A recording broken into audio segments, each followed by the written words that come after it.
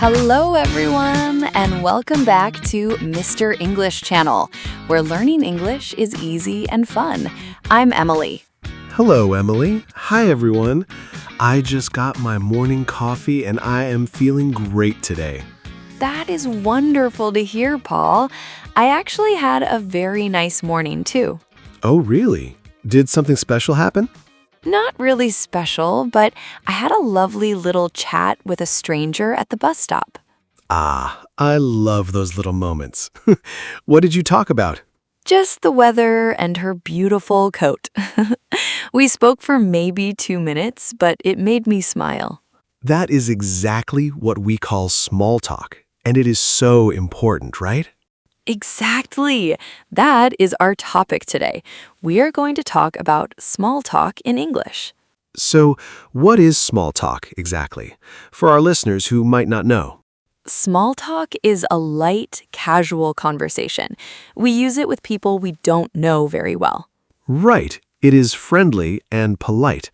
You don't talk about deep or heavy things. Yep, you keep it simple. It's a way to break the ice and say, hey, I'm friendly. I use small talk all the time, at the supermarket, in the elevator, or at work. Me too. But I know it can feel scary for English learners. Oh yeah, absolutely. It's hard to know what to say or what topics are safe. That is why we are here to help. Let's start with the easiest topic of all. I bet I know what it is. Is it the weather? You guessed it. The weather is the king of small talk. It is perfect because everyone experiences the weather. It's a shared experience.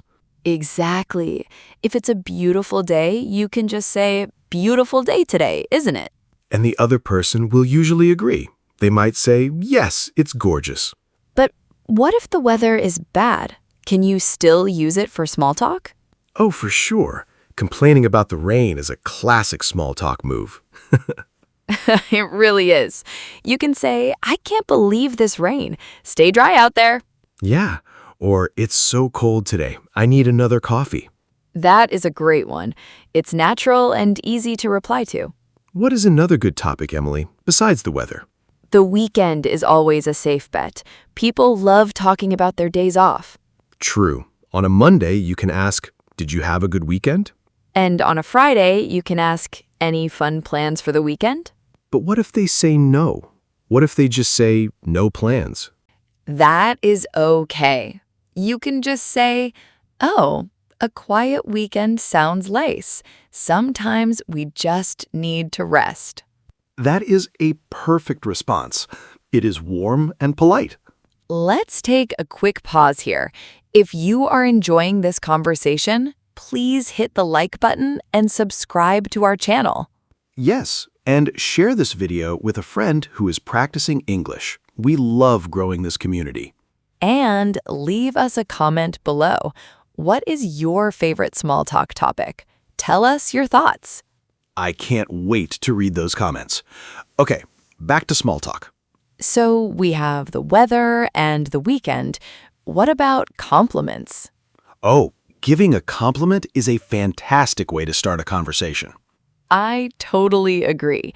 If you see someone wearing a nice shirt, just tell them. Yes, you can say, I love your shirt. The color is great. People love hearing nice things. It instantly makes them smile. But you have to be careful, right? You shouldn't compliment everything. Good point, Paul. Stick to safe things like clothes, shoes, or a nice bag. Yeah, commenting on someone's body or weight is a big mistake. Absolutely. That is not small talk. That is too personal. Speaking of personal things, what other topics should we avoid? Money is a big one. Never ask how much money someone makes or how much something costs. Right.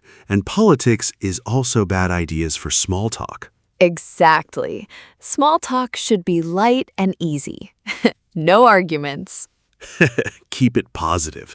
People want to feel good when they chat with you. So, Paul, what happens when someone asks you a small talk question? How do you keep the conversation going? That is a great question. You have to use active listening. Yes, active listening means showing the person that you are interested. You can use short phrases like, "Oh, really?" or "That sounds fun."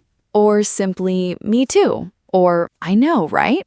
Those little phrases are so natural. Americans use them all the time. They really do. It shows you are paying attention to the story. But you also need to ask a return question, right? Exactly. If someone asks about your weekend, you answer and then ask about theirs. You just say, "It was good, thanks. How about you?" How about you is the magic phrase for small talk. It passes the ball back to them.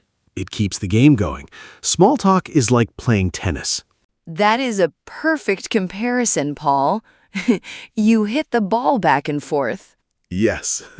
Sometimes playing that game in a new language feels exhausting. I completely understand. It takes a lot of brain power to listen and speak at the same time. That is why practicing out loud is so helpful. And if you need a safe place to practice, you should try Mr. English AI. Oh, I love Mr. English AI. It is such a smart tool for learners. It really is. It is an AI assistant that you can chat with anytime you want. You can practice making small talk with it, and it will help you improve. It is completely stress-free. The link to try Mr. English AI is right down in the video description. Definitely check it out. It is a game changer for your confidence. Okay, so we know how to start small talk and keep it going, but how do we stop? Oh, ending the conversation can be the hardest part. It really can. You don't want to just walk away in silence. No, that would be rude. You need a polite exit phrase. A great one is, well, I should let you go. That is very common. It sounds like you're doing them a favor. Exactly. Or you can say, I need to get back to work. If you are at a party, you can say, "I'm going to grab another drink." Then you finish with something warm, like, it was so nice talking to you. And they will say, "You too. Have a great day." It is that simple. You just smile, say your phrase, and walk away. Should we practice this? I think a little role play would be great here. I love that idea. Let's jump into a quick practice scenario so everyone can hear how it sounds. Awesome. Where are we in this story? Let's say we are neighbors. We meet outside while checking the mail. Perfect. I'll start. Hey, Emily. How's it going? Hi, Paul. I'm doing well, thanks. How about you? Not bad at all. Beautiful day out here, isn't it? It really is. I love this sunshine. It is finally warming up. Oh, yeah, definitely. By the way, I love your new garden flowers. They look great. Thank you so much. I planted them over the weekend. That sounds like a nice weekend project. It was. Well, I should get back inside. I have some cooking to do. Sounds good. It was nice chatting with you, Emily. You too, Paul. Have a great evening. See? That was so easy and natural. You hit all the points. Weather, a compliment, and a polite exit. And we used a lot of those little reaction words. Oh yeah, definitely. It makes the conversation feel warm. That is the true secret of small talk. Do you think small talk changes depending on where you are? That is a really interesting question. Yes, I think it does a little bit.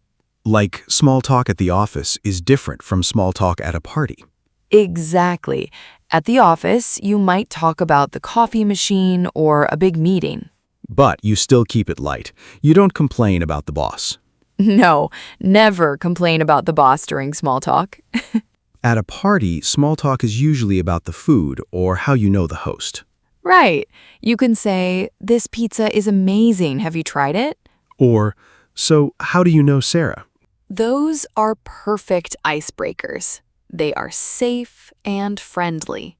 What about in an elevator? Elevator small talk is always so brief. Elevator chats are very short.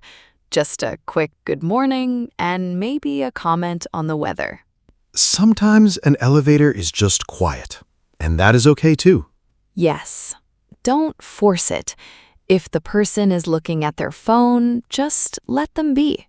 Body language is important. You have to read the room. If they make eye contact and smile, that is an invitation to chat. If they look down and wear headphones, maybe just wave. Exactly. Respect their space. Small talk should never feel forced. I think a lot of learners worry about grammar mistakes during small talk. That is very common. People freeze because they want to speak perfectly. But here's a secret. Native speakers make mistakes all the time. We really do. We mix up words, we pause, we restart our sentences. During small talk, no one is checking your grammar. They are just focusing on your smile and your friendly energy. If you say he don't instead of he doesn't, the conversation will still be totally fine. Absolutely. Connection is much more important than perfection. So, the best advice is just to relax and be friendly? Yes. Take a deep breath, smile, and just say hello. The more you practice, the easier it gets. I promise. You will start to notice the same phrases being used everywhere. You will hear, "How was your weekend?" 1,000,000 times. And you will be ready to answer it perfectly. Emily, before we finish, do you have any final small talk tips? My biggest tip is to be curious about the other person. Oh, I like that. Ask questions and actually listen to the answer. Exactly. If you show real interest, people will love talking to you. That is great advice for English learners and just for life in general.